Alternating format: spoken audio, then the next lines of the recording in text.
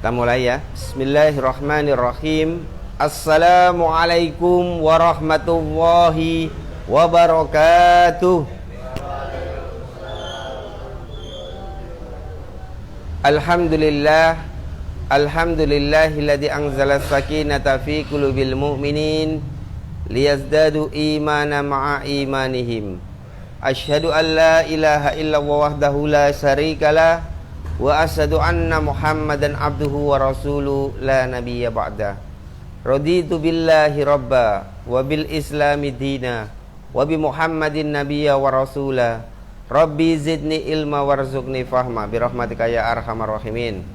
Alhamdulillah, pada malam hari ini kita masih diberikan nikmat oleh Allah Subhanahu wa taala berupa kesehatan dan kesempatan sehingga dapat melangkahkan kaki kita menuju majelis yang mulia di Panti Asuhan Ki Haji Ahmad Dahlan. Kedua kalinya salawat serta salam semoga tetap tercurah kepada bimbingan kita Nabi Muhammad sallallahu alaihi wasallam sebagai suri tauladan kita yang telah menunjukkan dari jalan kegelapan menuju jalan yang terang benderang, yakni dinul Islam.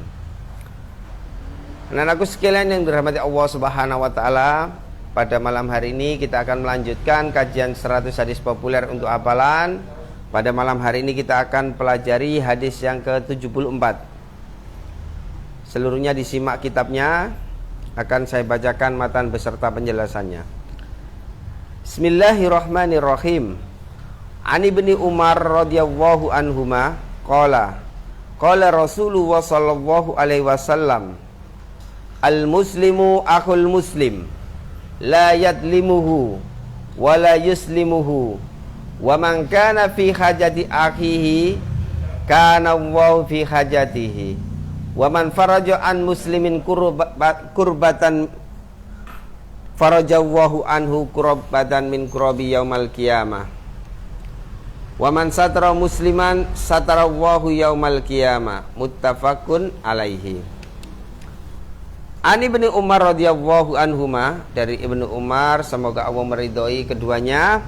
Qala, dia berkata, qala Rasulullah sallallahu alaihi wasallam, bersabda Rasulullah sallallahu alaihi wasallam, al muslimu akhul muslim la yadlimuhu. Seorang muslim dengan muslim yang lainnya adalah bersaudara. La yadlimuhu, tidak boleh mendoliminya. Wala yuslimuhu, dan tidak boleh seorang muslim itu menyerahkan kawannya, saudaranya kepada musuhnya. Jadi harus apa? Harus dilindungi ya. Jadi siapapun muslim, baik itu beda etnis ya, beda warna kulit, beda suku ya, tetapi ketika dia bertauhid kepada Allah Subhanahu wa taala, dia sama dengan kita yaitu muslim, maka kita harus melindungi, tidak boleh kemudian diserahkan ya. Contoh yang terjadi kasus Filipina ya. Ketika ada saudara kita yang dari Moro, muslim yang ada di Filipina yang ditindas, maka seharusnya pemerintah Indonesia harus menerima sebagai negara yang mayoritasnya Islam ya. Harus ditampung, harus dilindungi, harus diperimakan, semua kebutuhannya harus dipenuhi. Nah, bila perlu dibuatkan barak atau rumah sebagai tempat tinggal mereka yang dulunya mereka punya rumah, sekarang di negara yang mayoritasnya Islam, nah, mereka juga punya rumah. Tidak boleh kemudian diserahkan kepada musuh Islam, apalagi sampai dipenggal ya kan. Nah, itu karena memang kebijakan yang tidak menerapkan syariat Islam secara sempurna. Kemudian wa man kana fi hajati akhihi, barang siapa yang berada pada hajat saudaranya, kana Allahu fi hajatihi, maka Allah akan bersama orang tersebut tentang hajatnya itu, tentang kebutuhannya. Wa man faraja an muslimin kurbatan farajallahu anhu kurbatan min kurabi yaumal qiyamah. Dan barang siapa yang mencukupi kebutuhan saudaranya, maka Allah akan mencukupi kebutuhannya pada hari kiamat. Wa man satara musliman satarallahu yaumal qiyamah. Dan barang siapa yang melepaskan kesulitan saudaranya, maka Allah akan melepaskan kesulitannya pada hari kiamat. Dan barang siapa yang menutup aib saudaranya, maka Allah akan menutup aibnya pada hari kiamat. Jadi jangan sampai kemudian kita bukan meringankan beban saudara kita, tidak mau menutupi aibnya, justru malah membebani saudaranya ya. Seorang muslim itu harus meringankan beban saudaranya ya. Man qaraba kurbatan min kurobi dunya nafasahu anhu kurbatan min kurobi yaumil qiyamah. Kalau kita mau meringankan beban yang ada pada pundak saudara kita sesama muslim, maka Allah akan meringankan beban kita nanti di hari kiamat.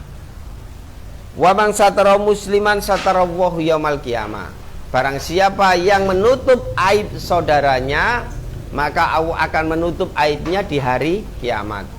Saya yakin semua ya, yang namanya manusia pasti punya aib, pasti punya dosa, pasti punya salah. Nah, ketika kita tahu saudara kita sesama muslim dia punya salah, dia punya dosa, tetapi kita tidak mau menyebarkannya, justru kita menutupinya, maka nanti Allah akan menutupi dosa-dosa kita. Nah, sekarang ini kan sangat berbahaya ya. Aib seseorang yang tidak ada yang tahu, tapi akhirnya seluruh dunia tahu. Kenapa? Karena medsos ya. Yang tahu satu kemudian di video, bahasa sekarang diviralkan ya kan, di-share kemana-mana, di-share mulai dari YouTube, melalui IG, melalui Facebook, WhatsApp, Twitter ya, TikTok, nah, semuanya sudah di-share, akhirnya seluruh penjuru dunia tahu. Padahal itu aib yang tidak boleh diketahui orang lain. Pasti orang yang punya aib tadi akan malu. Nah, tapi sebagai seorang muslim yang belajar, apalagi santri Panti Asuhan Ki Haji Ahmad Dahlan yang sudah tahu hadisnya, tidak boleh membuka aib saudaranya. Dia akan menutupi aib saudaranya, sehingga aib seseorang itu tidak sampai tersebar kemana-mana. Nah, cukup hanya personal saja. Kalau berbuat salah kemudian sudah ditutupi, kemudian dinasehati agar tidak melakukan kesalahan berikutnya. Jadi itulah sifat seorang muslim terhadap muslim yang lainnya. Ya, semoga kita bisa menteladani bagaimana kehidupan Rasulullah. Tidak sampai kemudian mendolimi saudaranya, tidak menyerahkan kepada musuh, meringankan beban hidupnya, menutupi aibnya. Nah, itulah sifat-sifat seorang muslim. Sehingga jalinan ukhuwah Islamiyah di antara kita semakin erat, semakin kuat. Muncullah keberkahan di tengah-tengah umat karena saling menutupi, saling meringankan, saling bekerja sama. Nah, anakku sekalian yang dirahmati Allah Subhanahu wa taala, marilah kita ambil hikmah dari hadis ini untuk senantiasa mempererat persaudaraan di antara kita dengan contoh yang telah diberikan oleh Rasulullah SAW.